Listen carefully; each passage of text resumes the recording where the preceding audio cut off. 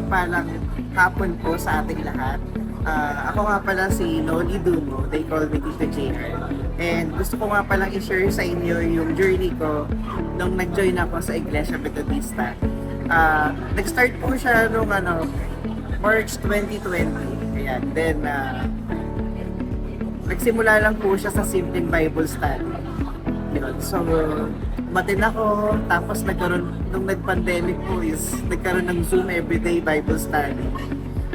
And until nagkaroon po ng chance na naka-attend tayo sa ating church service. So, ang pinakamaganda po na naranasan ko rin is first time is naka-join po ako sa Saldia Care Group. Isang care group po na kinabilangan ko. Unang care group na sinamahan ko po. Doon ko po naranasan yung Bible study and doon ko rin po naranasan yung maalagaan spiritually at magkaroon ng kasama. And napakasarap po ng feeling kasi mararamdaman mo po talaga na hindi ka nag-iisa.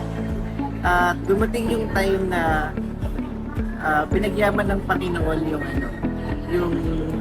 yung pagpapagal ko sa Kanya until dumating yung time na nagpabaptize na po ako. Yun, so right now po is maganda po yung takbo ng life ko. Nakakaramdam po ako ng kalayaan kasi before I'm living with traditions and ngayon po is ang Panginoong Jesucristo lang ang ating sinasamba. Na sinasamba ng siya lang talaga at wala nang iba pa. And ngayon po ang kinabibilangan ko po sa ministry is